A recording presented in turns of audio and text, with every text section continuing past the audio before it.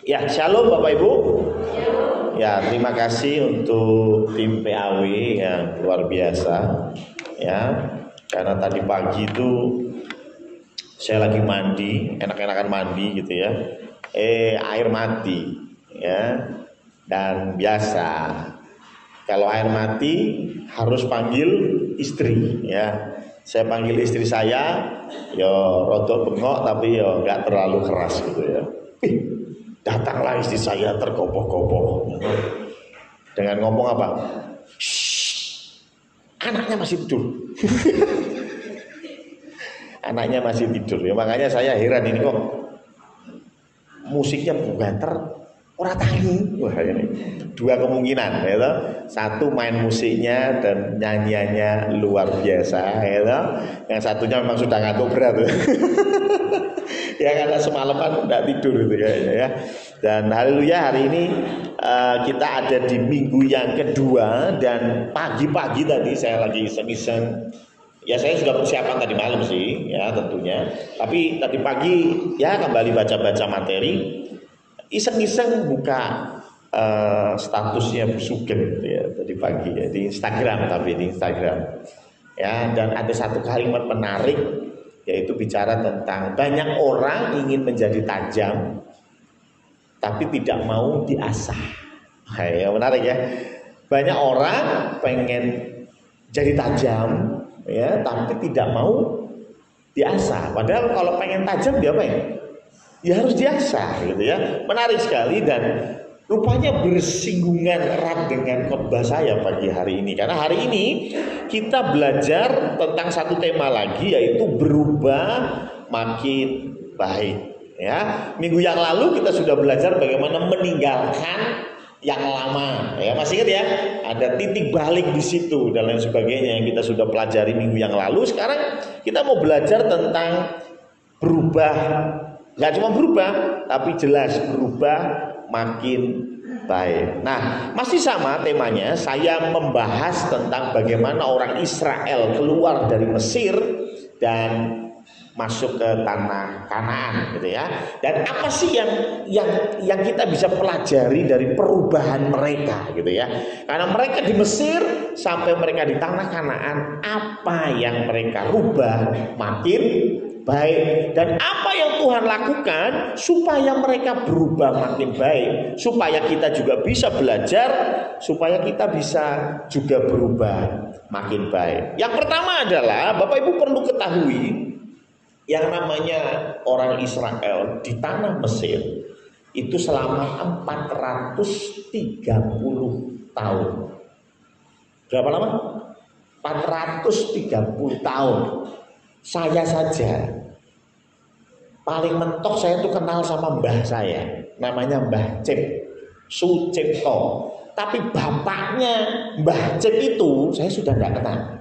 Jenenge sapa wae orang ngerti gitu ya. Bayangkan ketika saya mundur 430 tahun yang lalu. Kira-kira masih kelingan nggak siapa orang atau nenek moyang kita? Nggak apa lah ya. Dan sejak itu orang Israel itu di Mesir bukan jadi bos, bukan jadi warga negara yang dihormati, tapi mereka jadi budak. Jadi bayangin, sejak 430 tahun itu jadi budak. Jadi kalau misalnya saya orang Israel gitu ya, maka saya dari lahir itu sudah budak. Bapak saya dari lahir budak. Mbah saya dari lahir budak. Bapaknya atau mbah saya pun sudah budak. 430 tahun loh. Katakanlah satu generasi itu 40 tahun aja, itu berarti 11 generasi. Wow, mbah ya, itu sudah jadi budak, bayangin. Ya, maka dari itu apa yang diwarisi oleh budak? Satu hal, bodoh. Budak itu bodoh. Ya. Ketika kita mau diperbudak, maka syarat pertama harus bodoh. Nek pinter, angel diperbudak. Betul ya? Ya, makanya kalau negara-negara sekarang ini ya memang perbudakan itu sudah dihilangkan dalam konteks perbudakan yang kita kenal zaman dulu gitu ya.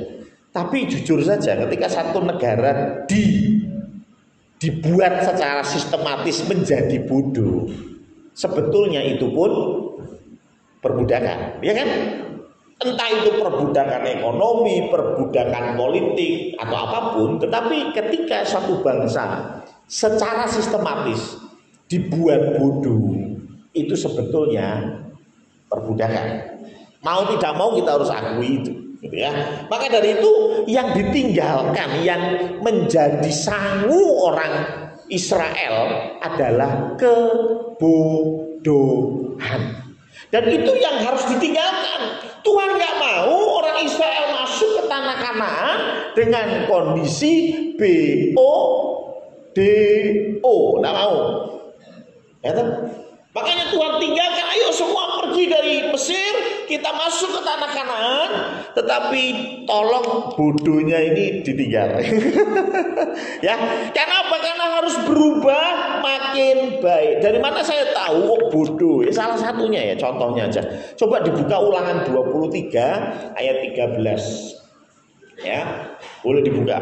Ya, ini Ulangan 23 ayat yang ke-13. Ya, ini ada di firman Tuhan, Bapak Ibu. Ya, bicara apa? Di antara perlengkapanmu haruslah ada padamu sekop kecil. Buat apa? Dan apabila engkau jongkok kada hajat, tahu ya maksudnya kada hajat ya? Mau haruslah engkau menggali lubang dengan itu. Terus setelah itu menimbuni kotoran. Saya mau tanya, ini model ngene wis sampai diajarin. Nah itu kan tidak lain dan tidak bukan BODO. Berarti sebelumnya mereka PPW. Ya sakarepe itu aku pengen ngising ngene tidak gitu. Makanya sampai ada perintah, lo bayangin. Supaya apa? Bawa sekop. Kalau mau pup kamu gali dulu. Maaf ya, itu malah kalah pinter sama kucing. Nah, kucing tidak perlu diajarin gitu loh. Ya, kucing tidak perlu diajarin gitu. Ini manusia loh. Sampai diajarin sama Tuhan, gitu ya. Kenapa? BODO. Itu memang betul. Kita harus akui bahwa orang Israel di Mesir bodoh. Nah karena itu Tuhan mau, ayo kita harus tinggalkan yang lama itu, berubah makin baik, tinggalkan yang bodoh-bodoh itu.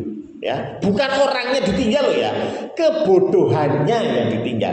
Ya, bahkan kalau kita baca di Imamat 18 itu bicara panjang lebar tentang menikah.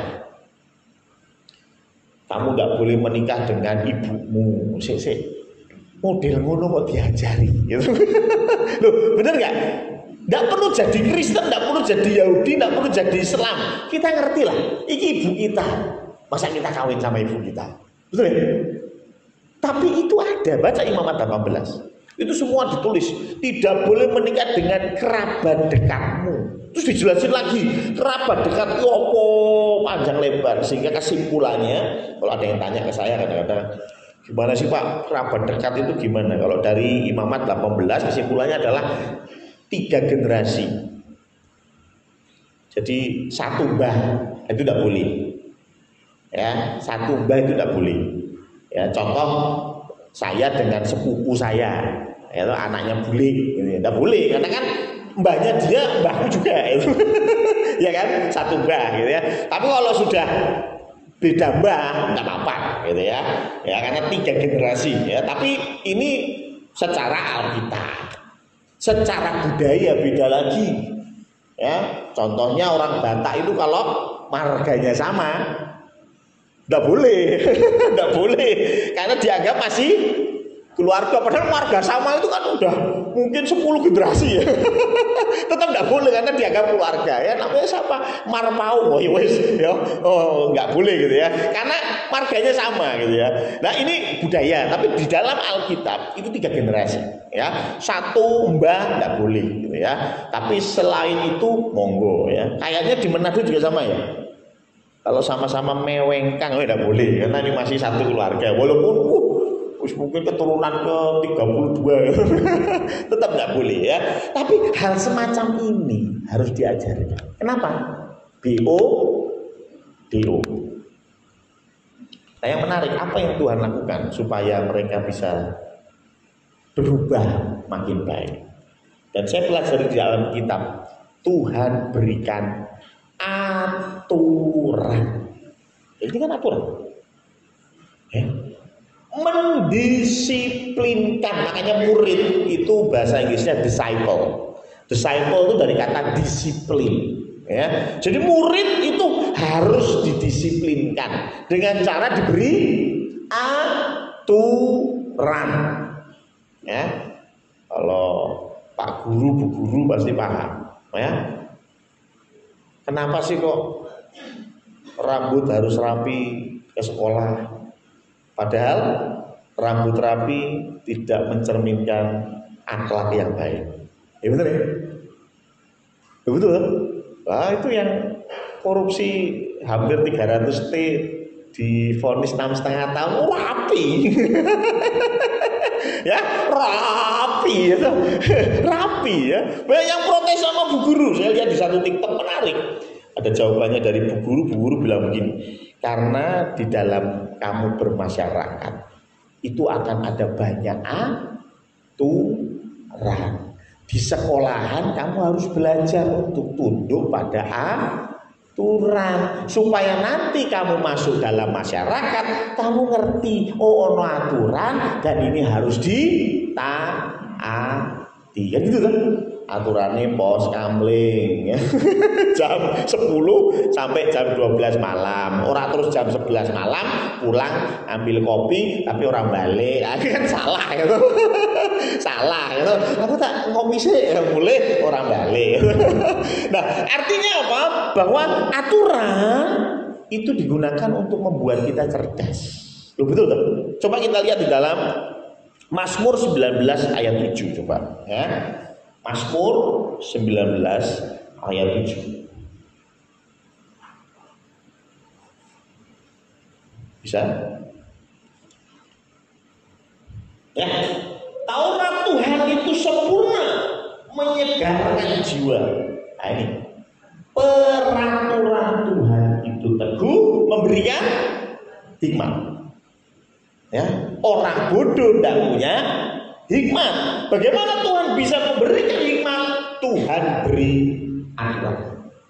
Maka dari itu nggak heran, semakin maaf ya bodoh, semakin banyak aturan. Loh ya, contohnya nih saya tanya, ini kebetulan ada yang mulia. Ya, ini ada kakak saya, ya, ini ada Ibu Ike Nurjana ya dan anaknya Evan ya. Wah, ini ada di sini karena kemarin baru datang dari Bogor ya, dan hari ini saya Om Yoyo tanya ke Evan, ya toh. Evan pernah baca Alkitab? Ya. Kenapa di Perjanjian Lama aturannya banyak banget, tapi di Perjanjian Baru nggak banyak? Iya betul. Karena Perjanjian Lama orangnya bodoh-bodoh. Lu beneran serius ya? Saya itu pernah ngajar, ya toh? Karena saya bilang pernah karena sekarang udah enggak ya. Pernah ngajar. Dan yang menarik adalah orang cerdas itu dia bisa mengambil kesimpulan dan dia bisa menemukan jalan. Tapi sebelum dia ke situ, dia harus dibimbing dengan satu jalan. Saya itu ngajarnya matematika. Matematika itu yang penting jawabannya bener. Caranya bisa 1001, betul enggak? Ya toh? 1001 terserah caranya gimana. Tapi untuk bisa sampai tujuan, dia harus dapat satu jalan dulu. Ya toh? 5 kali 2 itu 10. Kok bisa? Karena 5 kali 2 5 ditambah 5. 5-nya 2 kali. Di situ dia nangkep. Nah, setelah itu nanti dia kembangkan sendiri. Setelah cerdas. Tapi kalau masih bego tadi ya masih belum tahu, ya memang harus dikasih tahu satu aturan ini. Titik ini dulu.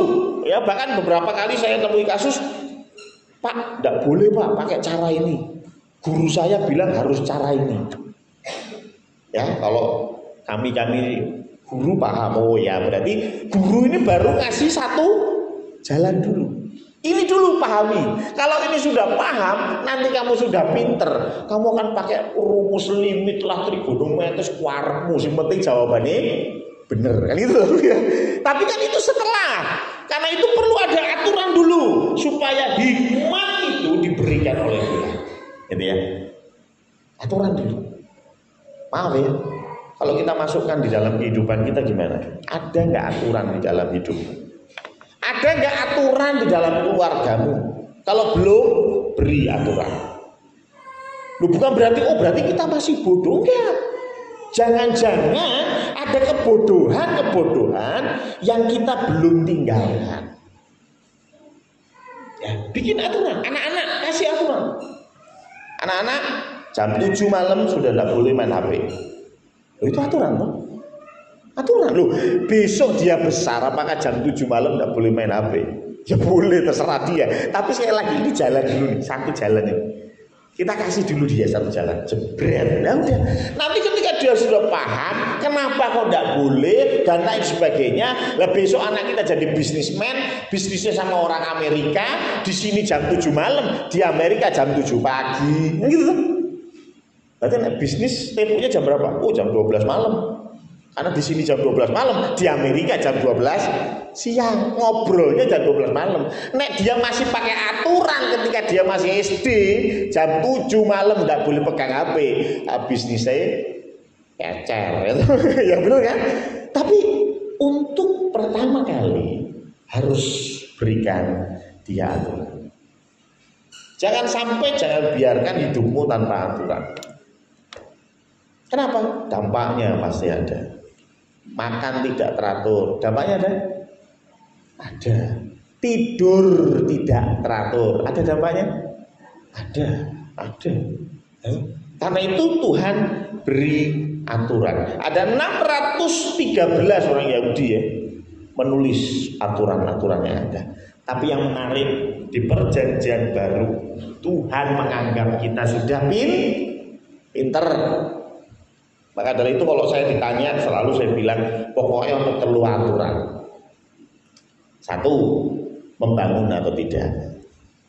2, jadi batu sandungan atau tidak. 3, jangan diperhamba oleh apapun, itu Paulus bilang. Ya, 3 aturan ini saja sudah selesai. Pak Pendeta boleh ngerokok enggak? Saya tanya, membangun enggak? Oh, membangun, ya monggo. 2, jadi batu sandungan enggak? Oh, enggak, teman saya ngerokok semua. Boleh. 3, kecanduan enggak? Itu kan jadi hamba sesuatu. Saya tidak mau diperhamba oleh sesuatu apapun, Paulus bilang begitu. Nah, rokokmu itu memperhambamu enggak? Oh, enggak Pak Pendeta, saya yos. Kalau memang saya tidak mau berhenti rokok ya berhenti aja, tak perlu repot-repot. Pengen ngerokok, ya pengen ngerokok aja. Ya boleh, tidak apa-apa. Ya, silakan kalau saya, ya kan? Loh, kadang-kadang kita hanya mikir yang gitu-gitu tuh dalam urusan rokok, narkoba. Sebetulnya banyak loh. Contoh, mangan sego. Aku kira urung mangan sego itu. Durung mangan. Loh, berarti dari 3 aturan itu yang mana? Ya, yang nomor 3 ya, tergantung. Ya, ketergantungan. Tuhan itu maunya kita tergantung sama Tuhan. Makanya Musa bilang, kalau engkau tidak berjalan, aku tidak mau berjalan. Jadi Musa itu pengennya bergantung sama Tuhan. Ono sego, ora masalah. Sing penting ono Gusti Allah, gitu loh maksudnya. Paham ya? Ada duit, tidak ada duit, tidak masalah. Yang penting ada Gusti Allah. Itu pengennya Tuhan, kita tergantung sama Dia, bergantung sama Dia. Tapi terkadang kita lupa dengan hal-hal yang sederhana. Ya, wis ngerti gulone 537, ya, 37. Gulone 537. Wih, wis pabrik Bu. Lah, wis dikandani bojone, wis ora usah ngombe es teh manis. Ora iso. Wah, aku ini ora ngombe es teh manis ngeluh. Loh berarti tergantung kan toh? Berarti es teh manis itu tidak boleh, jangan. Itu membuatmu jadi tergantung. Itu aturannya sekarang, perjanjian baru. Ya kan? Betul nggak? Setuju nggak? Pan ditanya, Pan kok nggak potong rambut? Wah, Tuhan Yesus aja kontrol. Ngapain potong rambut? Loh, pertanyaannya Om adalah ketika kamu rambutnya nggak dipotong, jadi batu sandungan nggak? Loh iya kan? Batu sandungan jadi nggak? Oh iya sih jadi batu sandungan. Orang menilai Pan ini wakal karena rambutnya gondrong. Padahal belum tentu. Cuman ini jadi batu sandungan. Ya wis lah potong wangele. Kan gitu tuh. Setuju Dek Evan? Kan gampang tuh. Jadi perjanjian baru membuat aturan-aturan rumit itu, Mati setuju mengatakan apa yang orang lain ingin lakukan untuk engkau, lakukanlah itu lebih dulu. Ya, betul ya, itu dikupas oleh Paulus dengan 3 aturan tadi. Tergantung atau tidak, membangun atau tidak, betul ya? Jadi batu sandungan atau tidak. Pak Pendeta, saya tuh suka pakai baju yang mini-mini, hot pants, katrok panas ya. Ya, segini bapak di Surya ya. Apalagi ininya crop. Ya toh, jadi kalau angkat tangan gini naik. Aduh, jangan salah ya. Boleh apa enggak? Saya aturannya terlalu mau, ya toh? Betul ya? Betul loh, bener nggak? Kan 3 itu aturannya. Pertanyaan pertama, jadi batu sandungan nggak? Oh, kalau ke gereja enggak lah. Karena apa? Tuhan itu melihat hati, tidak melihat pakaian. Setuju, Tuhan tidak melihat pakaianmu, tapi aku delok. Loh bener kan? Saya lihat, Pak Kri lihat, Pak Marno lihat. Ya toh? Kalau katanya Pak Ustadz itu dilihat dosa, nggak dilihat rugi gitu. Loh, ya kan bener toh, loh, logika sederhana saja. Jadi batu sandungan enggak? Ya memang Tuhan nggak lihat bajumu, nah, cuman yang lain ini kan lihat. Apa lu gue ngarep dewe sikile ngene. Catatan khotbah gue ilang kabeh. Loh bener kan? Berarti jadi batu sandungan. Ya wis enggak usah pakai baju yang lain apa? Lu paham ya? Jadi 3 aturan ini wis toh cukup menurut saya. Kenapa? Loh, kita ini kan cerdas loh. Amin. Cerdas. Ya wis, ora usah kakean. Aturan kan dari 3 itu semua sudah terangkum apa yang namanya kasih. Itu betul kan? Itu kasih, ketergantungan itu kasih pada diri sendiri. Tidak jadi batu sandungan itu apa? Mengasihi sesama. Loh ya betul kan? Ya kan? Loh jadi batu sandungan berarti kamu gak sayang temenmu kan gitu toh? Ya? Kalau yang ketiga tidak membangun kita, gak sayang sama Tuhan. Tuhan yang sudah nyiptain kita kok. Tuhan pengennya kita selalu membangun hari demi hari, tapi kita malah merusak hari demi hari ya. Itu gak kasih sama Tuhan. Makanya itu semua sudah dirangkum sama Pak Paul. Ya kan? 3 aturan itu pegang.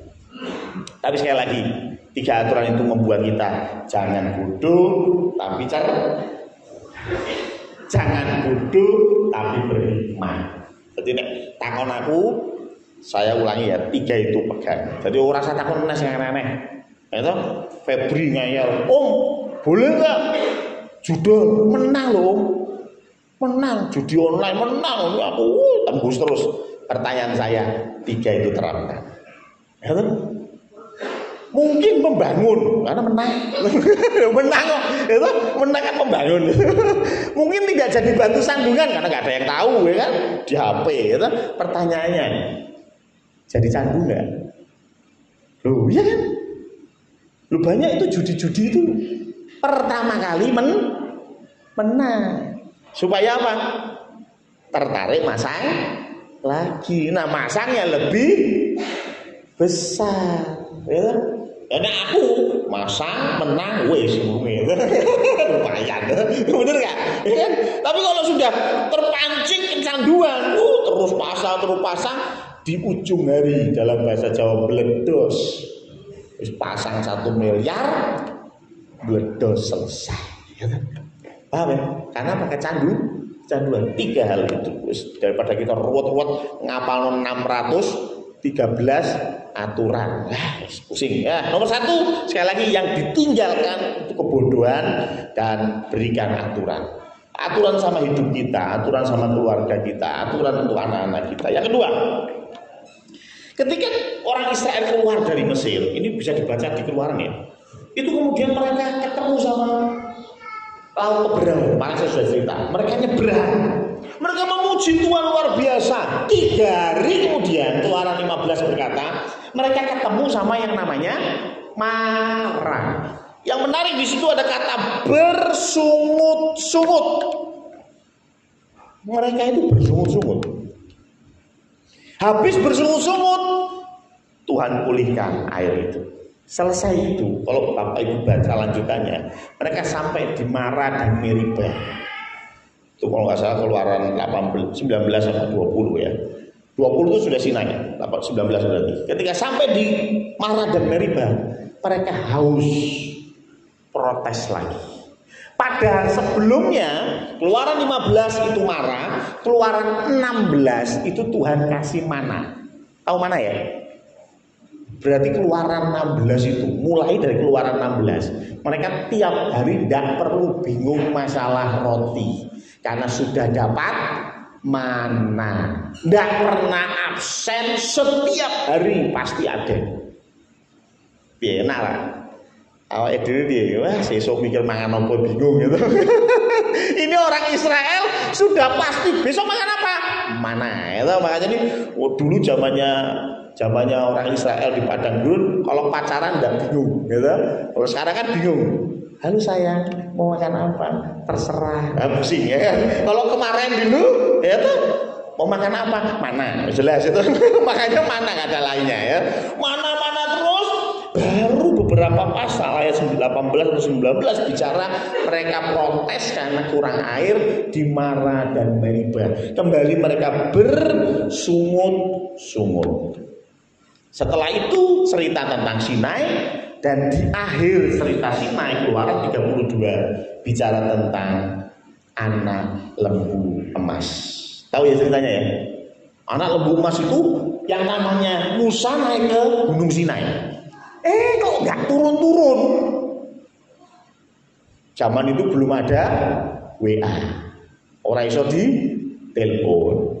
Mau naik nggak boleh. Tuhan bilang apa? Siapapun yang menginjakkan Gunung Sinai ini, dia akan mati. Binatang sekalipun dia mati. Makanya nggak ada yang berani naik. Ngecek Musa, akhirnya dia mati balik. Ya, terus piye? Ayo kita bikin Allah. Kita bikin emas tuangan. Sehingga mereka mulai mengumpulkan anting-anting, kalung, gelang yang mereka dapat dari Mesir. Jadi orang Mesir itu karena anak sulung mereka mati, mereka akhirnya wis dan lunga. Marano sial. Kan kurang lebih begitu ya. Gara-gara kamu di sini anak sulungku mati, wis marano sial. Wis keluar aja. Kalau enggak mau keluar lo tak sangoni. Jadi orang Israel itu keluar dari Mesir itu OKB, orang kaya baru. Wah, duitnya banyak, termasuk emasnya banyak. Sama Harun suruh ngumpulin itu emas-emas, dijadikan anak lembu emas. Dan kita tahu ceritanya, Tuhan marah. Dan ini menarik ya, Bapak Ibu tahu, orang Yahudi, ini bicara aturan Yahudi ya, sampai hari ini ada larangan pakai emas. Jadi orang Yahudi itu, yang laki-laki itu tidak boleh pakai emas. Kira-kira mirip dengan siapa? Saudara kita Muslim ya. Cuman saya tidak tahu kalau Muslim itu acuannya mana. Tapi kalau Yahudi, ya kisah ini. Gara-gara mereka berlimpah dengan emas dan emasnya dijadikan anak lembu emas, maka dari itu ada aturan di dalam Yahudi, bukan di dalam Taurat. Tapi di dalam Yahudi bilang apa? Tidak boleh pakai emas. Jadi kalau kita orang Yahudi, laki-laki tidak ada yang boleh pakai emas. Ya, itu asal ceritanya ini, asal ceritanya. Nah, ketika itu Musa turun, marah, Tuhan hukum. Dan ini nggak selesai sampai di situ. Kalau kita baca kisahnya orang Israel, 40 tahun di padang gurun, isine mau sungut, ya toh, dipatok ular mati, minta ampun, Musa bikin ular tembaga, bilangan 26, ya kan? Isinya mau sungut, wes harui sungut meneh sampai hari terakhir pun mau masuk ke tanah Kanaan, mereka sungut-sungut, Musa ngamuk, harusnya bicara sama batu, dia pukul itu batu. Tuhan marah, Musa tidak boleh masuk. Sakno ya. Tapi intinya orang Israel ini bersungut-sungut dan endingnya yang parahnya adalah membawa mereka kepada ketidaksetiaan. Ingat, anak lembu emas. Bapak Ibu, ini yang harus kita tinggalkan. Kita harus berubah makin baik. Makin baiknya piye? Setia. Orang Israel itu tidak setia. Kenapa? Karena mereka budak. Ingat backgroundnya. Mereka budak. Budak itu apa sih? Dia akan ikut yang bisa kasih banyak. Maaf ya. Kirek tahu. Tahu lah ya. Misalnya saya di sini. Saya nggak bawa makanan. Di sini ada Bu Harti, bawa ayam goreng, ada anjing di sini. Terus saya manggil, Bu Harti, ayam goreng. Kira-kira anjing pilih yang mana? Ayam goreng ya. Ya. Pasti anjing itu akan memilih yang menguntungkan dia. Dia nggak peduli dengan bicara masalah setia atau tidak setia. Ya pokoknya saya ono panganan nih dia, kuwi tak parani selesai. Loh betul kan? Ini cara pandang budak. Ya. Nah karena itu Tuhan mau ini harus ditinggal nih. Tidak setianya harus ditinggal. Caranya gimana? Menarik. Kalau kita baca serentetan seluruh perjalanan orang Israel, dua caranya Tuhan membuat orang Israel setia. Walaupun sampai akhirnya juga tetap susah untuk setia. Dua, satu hukuman, dua hadiah. Terkadang Tuhan kasih hukuman. Contohnya tadi ya, bersungut-sungut dipatuk ular, mati. Hukuman toh. Tapi ada juga Tuhan kasih hadiah. Mereka protes, bengok, haus, Tuhan kasih air. Ya dihukum, Tuhan kasih air. Maksudnya Tuhan ini loh. Pengen jaluk kan ya tak kayak itu. Kurang lebih begitu ya. Tapi ada kalanya Tuhan kasih hukuman. Nah, dan menariknya lagi, ketidaksetiaan mereka ini berawal dari bersungut-sungut. Bapak Ibu, ada banyak di antara kita mengira bersungut-sungut itu hal yang normal, hal yang biasa, hal yang manusiawi. Tetapi hati-hati, bersungut-sungut ujungnya nanti adalah ketidaksetiaan. Punya suami, sungut-sungut aja. Maksudnya bersungut istrinya. Ngorok buan, karuan. Loh, ini kan bersungut-sungut ya loh. Lah ini baru pertama loh. Bersungut-sungut di awal. Ya. Nanti setelah bersungut-sungutnya tambah banyak, mulai ngorok lah. Nanti jalan ke calana ora tuh adus. Nah, ya tambah apa meneh ya. Ya toh, weteng tambah suwe tambah lemu padahal ora meteng. Nah, ya toh, apa meneh lanjut lama-lama dia tidak lagi melihat suaminya sebagai sesuatu yang perlu dihargai. Begitu ada laki lain, belok deh, ya kan? Awalnya dari mana? Bersungut, sungut. Makanya Tuhan bilang apa? Mengucap syukurlah dalam segala hal. Kalau engkau mengucap syukur, maka engkau setia dalam hal apapun. Contoh pekerjaan. Nek kamu kerja tiap hari pulang bersungut, sungut ora suwi, yakin. Ora suwi pindah kerjaan. Ya enggak apa-apa. Lu bener kan? Artinya enggak setia kan dengan pekerjaanmu. Ya iyalah. Pulang kerja bersungut-sungut, wah. Sing kerjaan seneni tok isine ngene salah kabeh. Tinggal nunggu waktu ya pindah kerjaan atau dikeluarin dari kerjaan. Ya kan bener kan? Intinya apa? Bersungut-sungut, endingnya ada ketidaksetiaan.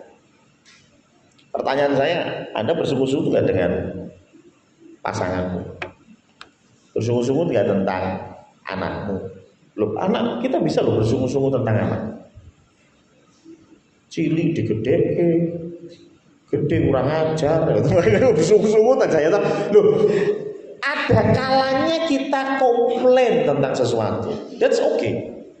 Ya, ketika suamimu begini, ya komplain enggak apa-apa. Cuma maksud saya gini loh, bersungut-sungut itu semua yang baik hilang dan hanya yang jelek yang kamu sisakan.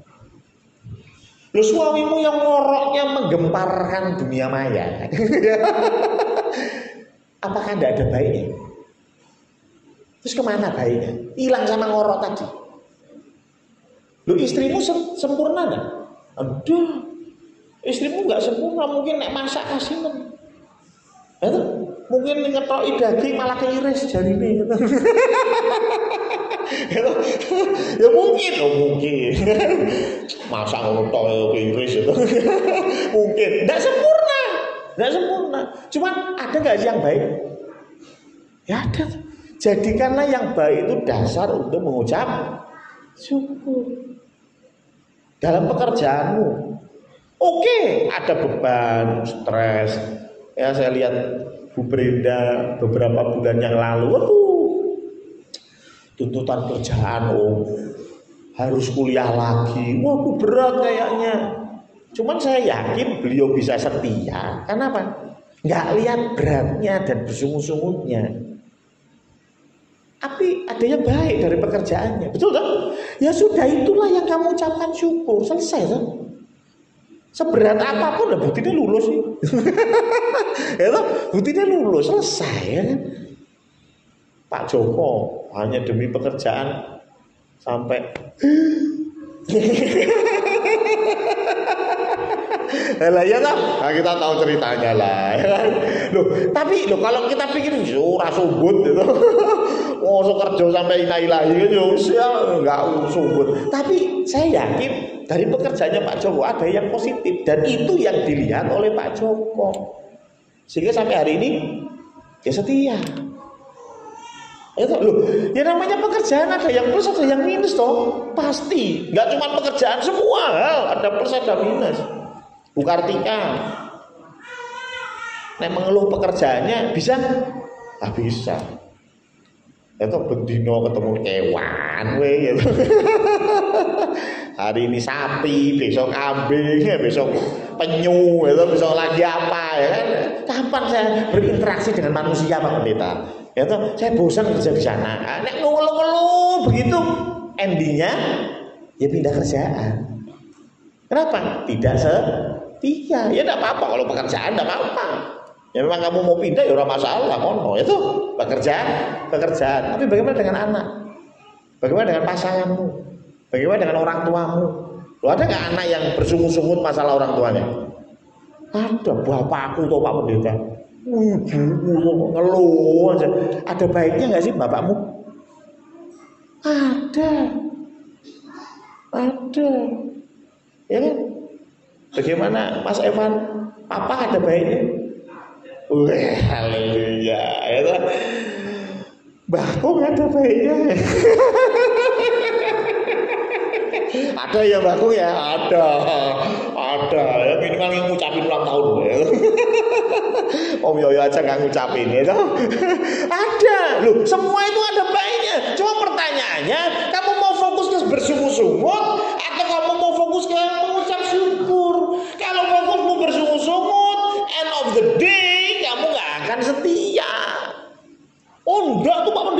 biasanya itu suami istri bentino ngeluh. Bojone ngene bojone. Tapi saya iya jek rabi ora pedontan ora pegatan. Saya mau tanya, gak pegatan dalam konteks catatan sipil, dalam konteks administrasi negara, tapi di rumah. Ya wis ora tau ngomong, kowe turu ning ndi yo karepmu mangan apa karepmu. Ya bahasane Mas Firman apa? Boleh mangan dewe-dewe turu bareng ya. Ya lo bener kan? Loh, saya mau tanya, apakah itu yang namanya keluarga? Keluarga itu kan ya pulang ngobrol, ya tuh bercengkrama. Cuman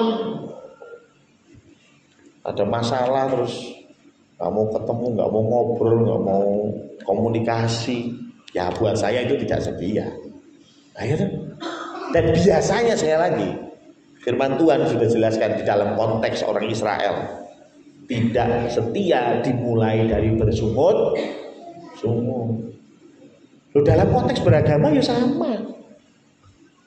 Jadi wong Kristen ora kosone kudu pelayanan, atau bendino melu doa, atau melu panitia. Ngono pas gajian kon bayar 10%. Karena isinya mau bersungut-sungut, tinggal nunggu waktu pindah server. Ya tidak apa-apa itu. Loh bener gak? Ya kan semua itu kan awalnya disungut-sungut. Coba kalau Anda bersyukur, aduh Tuhan, ya istriku memang begini tapi ya puji Tuhan, mau ngopeni saya pagi nyiapin kopi, ya toh. Ada banyak hal yang kita bisa bersyukur, ya. Dan sekali lagi Tuhan mau orang Israel bersyukur. Tapi yang menarik Tuhan beri dua.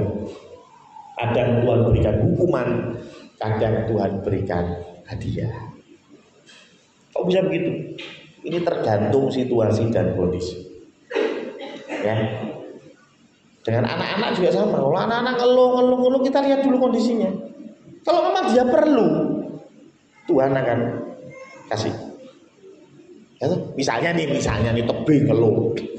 Bapak pelit. Lah kok iso? Ayo ki tasku wis bolong ora ditoke. Saya yakin ya. Bu Ari sing krungu ngomong mbek omu. Pak, oke tas anake. Bener ya? Karena tebing perlu. Tapi nek tebing bapak ki pelit. Lah ngopo? Aku pengen top up skin ML ora digawe. Kira-kira piye? Ayat gundulmu gitu. Hukuman yang datang, ya? Paham ya maksudnya ya? Hukuman yang datang. Hal yang sama dengan orang Israel. Mereka bersungut-sungut, Tuhan aku udah makan daging, bosen mana terus. Saya mau tanya, gak makan daging tetap hidup sehat? Sehat, vegetarian itu sehat-sehat. Anda mau gendut, jangan makan daging.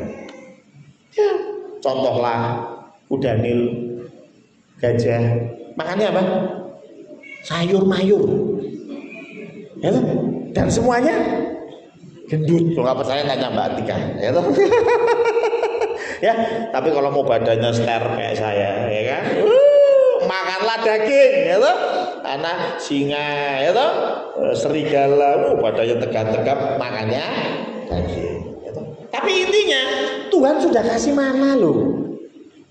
Ya, mulai dari Keluaran 16 Tuhan sudah kasih mana. Mereka bengak-bengok, tidak pernah makan daging Tuhan. Saya mau tanya, ini berarti keinginan atau keperluan? Keinginan. Tuhan kasih hukuman. Nah ini, ya toh? Tapi kalau Tuhan haus, memang ada mana buat makan, tapi seret Tuhan dia. Orang ngakuane, ya toh? Tuhan kasih, nggak dihukum loh. Itu Tuhan mempermasalahkannya sungut-sungutnya, tapi dikasih air, dikasih. Paham ya? Hal yang sama dengan kita. Ayo kita juga lakukan itu. Kalau kita punya anak bersungut-sungut, ya kita lihat dulu situasinya. Kalau memang udah diajar, ya. Tapi kalau memang dia perlu, saya yakin tidak perlu tak ajari. Kalian pasti akan belikan itu, sediakan itu untuk anak-anak kalian. Ya kan? Hal yang sama dengan suami istri. Bersungut-sungut, ya lihat dulu. Kalau memang perlu dihukum ya dihukum. Kalau memang perlu diberikan ya diberikan. Ya, kalau istri saya, suami saya itu pelitnya minta ampun, ya kan? Celana dalam sudah bolong-bolong, nggak dibelikan. Nah, kalau saya dengar ya pasti tak belikan. Ya toh, karena celana dalam perlu, walaupun tidak pernah kelihatan. Ya toh? Lu bener tau, saya aja celana dalam saya bolong-bolong, nggak ada yang tahu kan? Nggak kelihatan.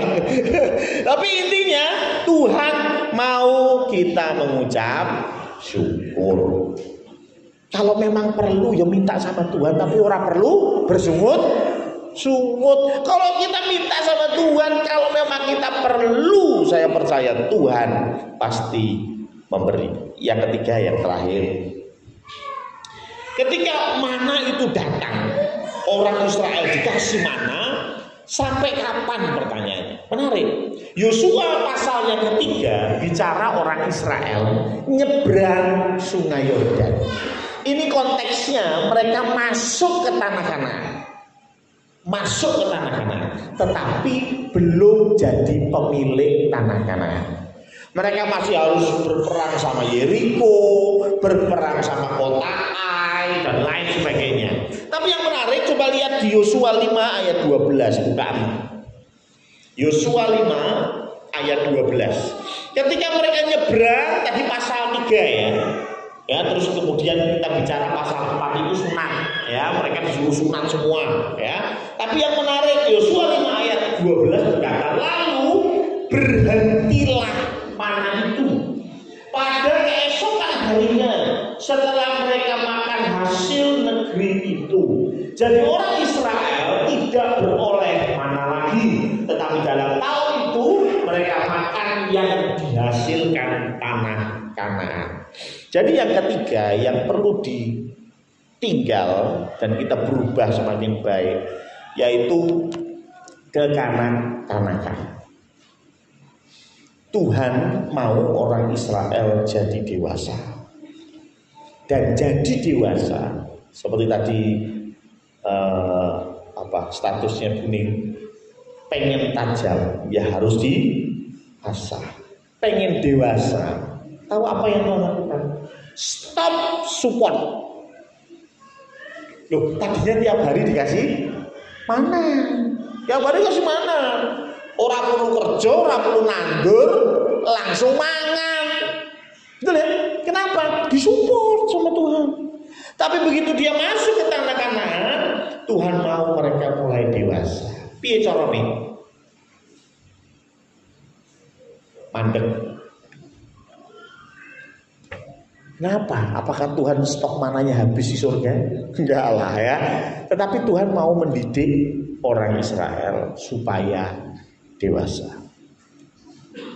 Kalau Anda mau anak-anak Anda dewasa, stop support.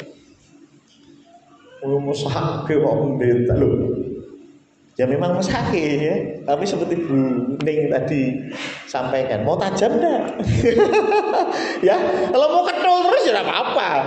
Tapi kalau mau tajam memang harus diasah. Biasanya gimana? Ya stop supportnya. Ya. Nah kalau tiap hari masih disupport, tiap bulan masih disupport, kapan dewasanya? Siapa di sini yang sudah usia 20 tahun ke atas? Wah, ya kan? Ini kadang-kadang anak-anak juga, waduh, ya, terlalu banyak disupport sampai tidak mau bergerak. Gitu ya. Saya pernah dicurhati, gitu ya, dicurhati satu keluarga. Dia punya anak itu umurnya sekarang sudah 30 lebih lah, 35 atau 36 anaknya dia.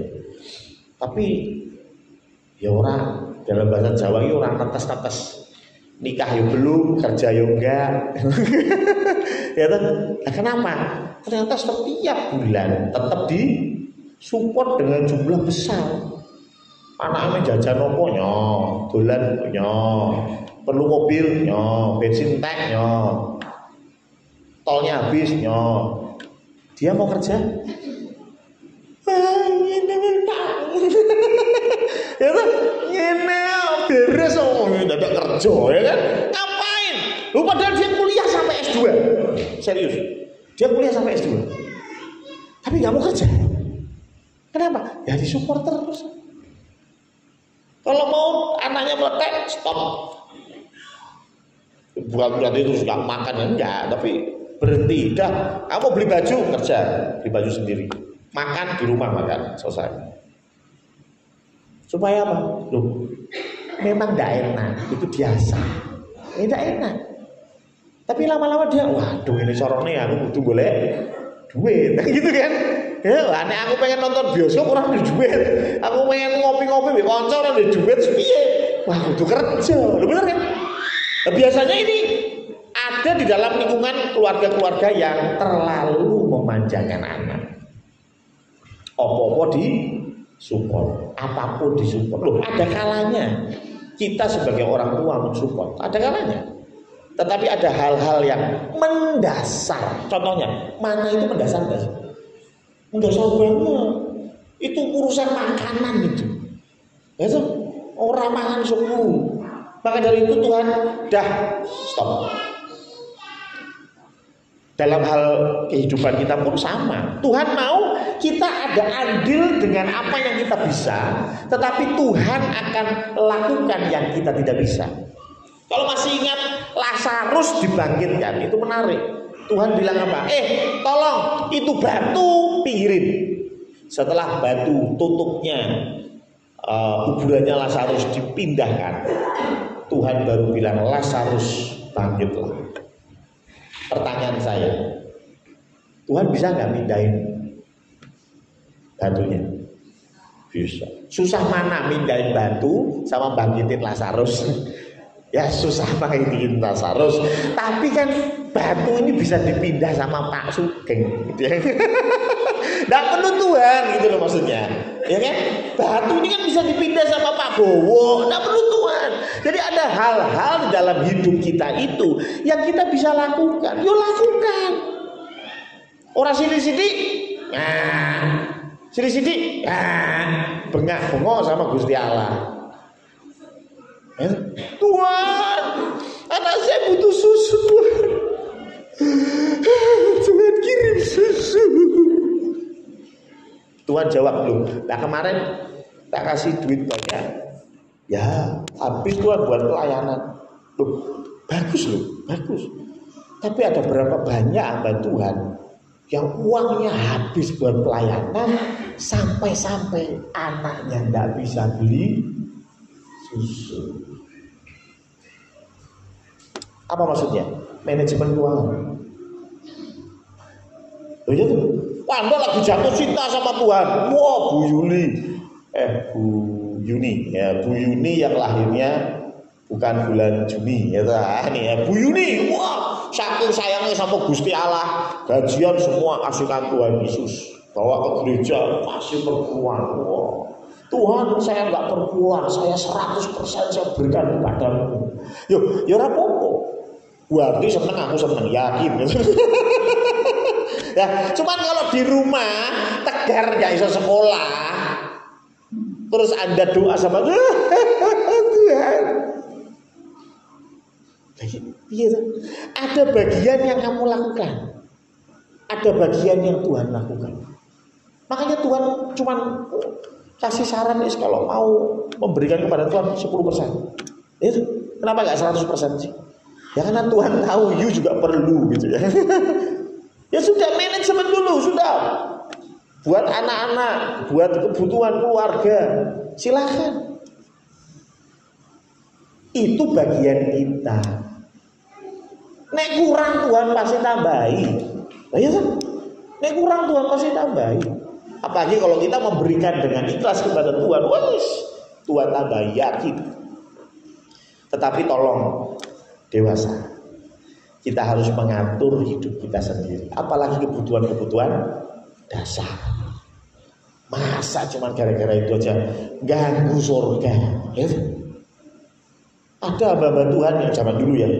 Ini jujur serius, zaman dulu itu hamba-hamba Tuhan aliran karismatik, Pentakosta ya kayak gereja kita ini, banyak yang tidak mau ikut asuransi.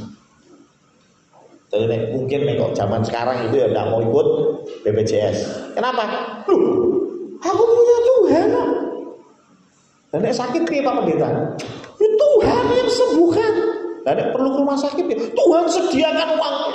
Loh, ya bagus. Saya mau bilang bagus. Cuman ingat ada bagian kita, ada bagian Tuhan. Tuhan sudah kasih saran, daftar BPJS sebulan 150 bentek loro yo ora ganggu swarga gitu ya. Paham ya maksud saya ya? Loh, bukan berarti kita nggak percaya sama Tuhan, enggak. Oh berarti kalau ikut asuransi nggak percaya Tuhan tolong, bukan itu masalahnya. Apakah ketika orang Israel nanem, apakah berarti mereka tidak percaya besok Tuhan berikan mana? Bukan itu masalahnya. Tapi ini bagian mereka untuk mencukupi dirinya sendiri. Gitu deh, ya. Jadi harus dewasa, jangan ya. Ada uang lebih, dapat warisan, ya toh. Wah, puji Tuhan Pak Pendeta, ya toh. Bapak saya meninggal, loh kok puji Tuhan. Dapat warisan, oh iya, itu ini semua saya berikan kepada gereja. Jujur, saya senang, Bu Andi senang, Pak Marlo senang, Mas Purwomo senang, kita semua happy ya. Cuma masalahnya, apakah itu bijaksana? Lah ya tuh bijak sini gitu. Bijaksana apa bijak sini? Kita harus memahami bahwa kita juga memerlukan. Kita harus pikirkan betul bagaimana memanage keuangan dengan baik. Kita harus pikirkan betul bagaimana memanage waktu dengan baik. Tiap hari ke gereja pagi sampai malam, doa puasa, lu bagus. Nah, pertanyaan suami di rumah yang ngurus siapa? Nah, ya toh, anak-anak di rumah yang ngurus siapa? Ya toh? Tapi terus begitu, oh kalau gitu saya di rumah terus. Saya tak ngurusi anak-anak, ngurusi suami, nggak usah ke gereja. Iku ya ngawur. Betul kan? Semua itu perlu kedewasaan. Ayo kita jadi dewasa. Yang model-model anak kecil itu sudahlah. Tinggalkan itu semua dan berubahlah makin baik. Jadi 3 hal tadi. Yang pertama, tinggalkan kebodohan. Yang kedua, tinggalkan ketidaksetiaan. Tinggalkan bersungut. Dan yang ketiga, tinggalkan kekanak-kanakan. Ikut Tuhan tadi lagunya. Orang mesti menang. Betul ya tadi lagunya Mbak Ari ya. Dengan kesaksian, jujur saja kalau hari ini saya suruh ngomong berat. Nah, mungkin diantara kita ada yang kayak Mbak Ari. Berat kalau ngomong, everything is good itu berat, ya. Karena memang nggak semuanya baik-baik saja. Ya jempol baik Pak Pendeta, jempol baik, tapi yang lain ya bu, ya. Itu suara baik Pak Pendeta, ya sikil puji Tuhan baik, tapi yang lain tidak tahu. Tapi itu kedewasaan. Kita mengerti, kita memanage apa yang kita bisa manage. Tuhan yang lakukan selebihnya. Dan ketika kita tahu bahwa hidup ini tidak semuanya mulus, kita sudah mempersiapkan dengan baik. Ya, supaya apa? Ya supaya kita tidak tinggalkan Tuhan karena kebodohan kita sebetulnya. Sekali lagi, berubahlah makin baik di tahun 2025. Amin.